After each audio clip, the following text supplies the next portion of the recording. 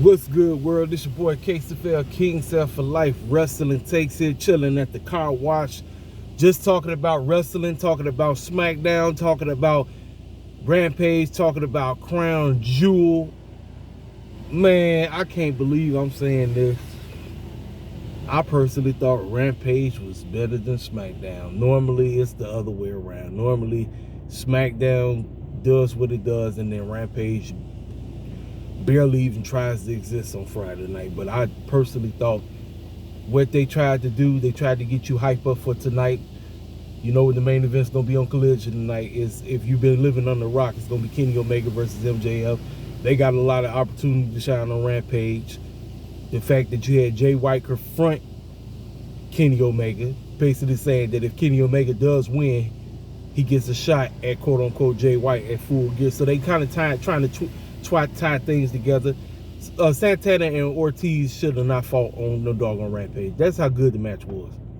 I said, why are they fighting on freaking Rampage? They should, and guess what? Ortiz lost, Mike Santana won, but Ortiz was bad sportsmanship.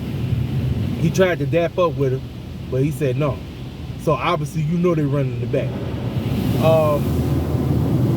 I feel bad for Abaddon. I really did.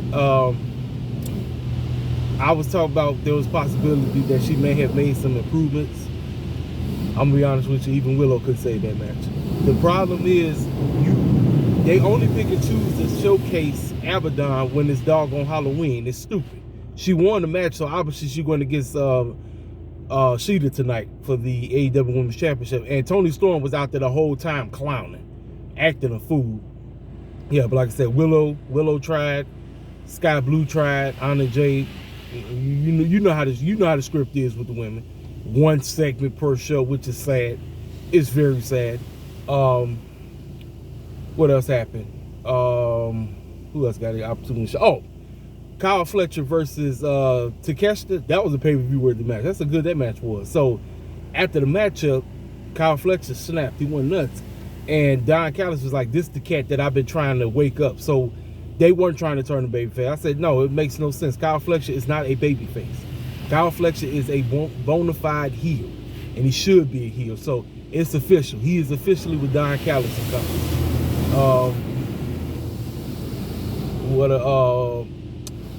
Kip Sabian confronted the fans, him and Penelope. He trying to get cheap pop by taking shots at all Philly sports teams. That's basically what he did. And Mark Briscoe made his return. Mark Briscoe is back. We got a backstage segment with Angelo Hange, aka Jeff from 2.0, and Ruby. So they kind of tying those two together as if, are they gonna try to make them an item? I don't know, but that's basically what they're trying to go with that. But yeah, outside of that, that was pretty much Rampage. And I personally thought Rampage was way better than Smackdown. Now, for Smackdown, we kicked off the show. Roman is coming out. He gets interrupted by who? LA Knight. LA Knight automatically sits at the head of the table. So LA Knight, pretty much, LA Knight is trying to convince the world that not only he's going to beat Roman, but that he's better than Roman. Like, basically, this is what the whole feud is. And he's outsmarting him and all of this. And he told him suffer and suck it, Tash. And I was like, man, look, I'm 100% with y'all. I'm being 1,000%. I absolutely don't give a rat's behind about no freaking LA Knight versus Roman Reigns. I absolutely don't. I thought I would, but I really don't. I personally do not give a rat's behind about LA Knight versus Roman Reigns. As much as they tried, they really tried their best. They tried. I just was not impressed at all. I was like, man, and y'all know how I feel about LA Knight. I was like, man, what am I watching? Literally, what the clown am I watching, man? Real talk. What am I watching? We got let's see, what else happened? Tag team match, Street Profits versus, now they switched it up. It was supposed to be Ray and Santos Escobar, but they said, no, we just gonna have Santos Escobar and one of the members of the group go against the Street Profits again. I was like, yeah, because it was the same exact match. Because that's basically what they're doing. They're doing the same exact match. And guess what? Street Profits won. We got a promo from Bianca talking about she won't EO again. I said, well, ladies and gentlemen, that's another L for Bianca, because it would make absolutely no sense for Bianca to win that championship back. Because see, now we're really going into that territory that y'all was complaining about. No, she getting screwed. So she said next week I want to start by beating the brakes off of Bayley. That's exactly what she's gonna do. She's gonna beat the brakes off of Bayley. Kevin Owens is backstage and he just basically punched both Austin and Grayson Waller. Two garbage lames. They ain't on nothing. The women's match, Chelsea Green got beat down. Who she lose to? She lost to Miss Pinhead. Shotzi, nothing. I said, this is one half of your tag team champs. The women's tag team titles don't mean nothing, y'all. They don't mean anything. They honestly don't mean nothing. But you'll see Shields chill out, say that the women's division, WWE, is outstanding, and yeah, but the matches don't mean nothing, the stories don't mean nothing. They don't mean anything. Then we get a random match out of nowhere. We got a Cedric Alexander sighting, ladies and gentlemen. Cedric Alexander has made his return to wrestling TV, and he won against Dragon Lee. And by far, that was mainly the best match on the show, but I didn't give a rest behind because we already know this was basically a Cedric Alexander showing. Dragon Lee was basically getting the nod. You know the script. I didn't care about him because we don't see Cedric. We never see him. So what's the point of me getting hype about it? Oh, the match was great. You be like, oh, this is on AEW TV. You got no. How many times I get on Tony Khan by giving us random matches out of nowhere, because that's what he's the king of. H is starting to fall in that same category. That's why I say you Shields, I don't care if you're an AEW Shield or a WWE Shield. You got to listen. You got to be factual. You got to tell the bold-faced truth. You can't be sitting up here shielding for one and then hating on the other. No, we got to tell the bold-faced truth. We got to tell the bold-faced. We got to be factual. We got to be upfront and correct about this wrestling stuff in these IWC streets. We can't be sitting up here bull jiving. That's all I see on Twitter. That's all I see on TikTok. That's all I see in these YouTube streets is people spewing bull jive and get nowhere. Then you got fools coming on my page, leaving comments telling me I'm unfollowing because you talking nothing. I say, bye. I don't have time to have fake people on my channel. I don't. If you listen, you can respectfully disagree with me, but if you don't want to be here, I'm not telling you to stay here. You don't have to stay here. You can unfollow, you can move on.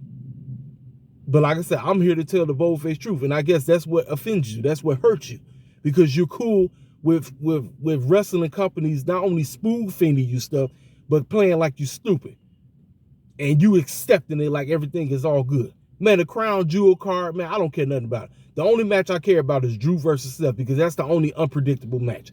The rest of the matches is predictable like a mug. Every single one of them. We know Roman is beating LA Knight. We know dang well Io Sky is retaining against Bianca.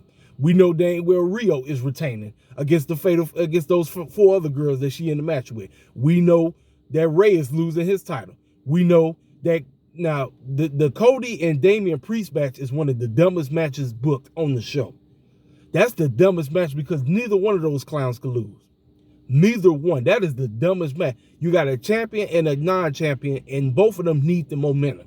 One is one half of the Undisputed Tag Team Champs and Mr. Money in the Bank. The other guy is the cat who's supposed to be prepped to beat Roman. And word on the street is Roman is not pulling up to Survivor Series. To me, that's dumb. You done basically open up a whole lot more seats at the Allstate Arena, and this circus clown ain't pulling up. You crazy as the Betsy Bug. I would have told that circus clown, no, your behind is pulling up. Listen, we already got you on a part-time deal. Your behind is pulling up. You showing up. You gonna have some kind of involvement. You ain't finna be sitting there chilling. No, your behind is pulling up. You was there last year. Last year is what kicked off the WrestleMania storyline. This year, well, the road to WrestleMania kicked off last year at Survivor Series. Your behind need to be there.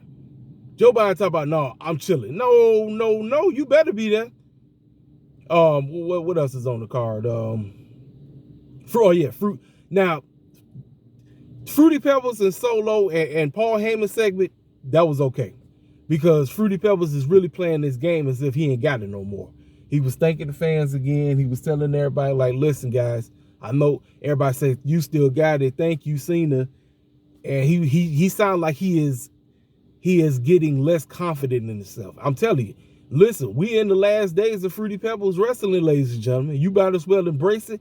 Listen, Fruity Pebbles, he's to me, he's still a subpar wrestler. But like I said, Fruity, he's in that Rock category. He's in that Austin category, you know?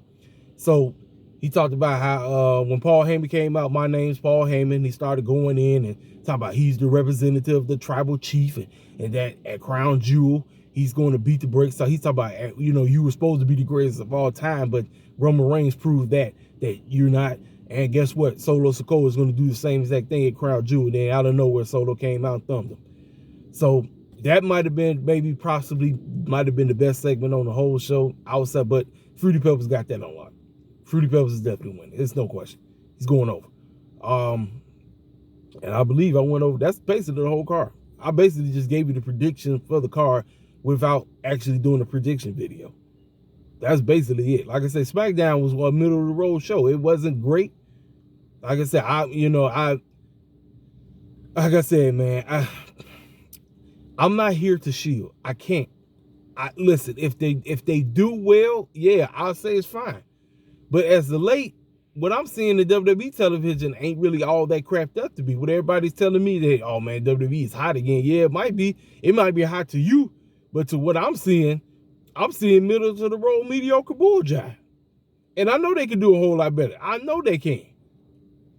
But this Crown Jewel card looked like crap. Now, I'm pretty sure the matches are probably going to be solid, but the card looked like crap.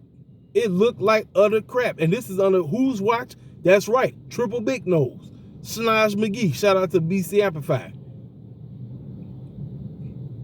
So, but like I said, fools going to chill up and down. They're going to say, oh man, this is fantastic. No, it's not. This ain't. And guess what? If Collision is trash, guess what? I'll be back tonight to go in on Collision. I told y'all I keeps it 100% with these companies. I keeps it 100% down the middle. They putting on bull job? Yeah, I say they putting on bull job. They doing great? They doing great. I ain't got nothing else to say. I'll see y'all cats tonight for Collision. Holla at your boy.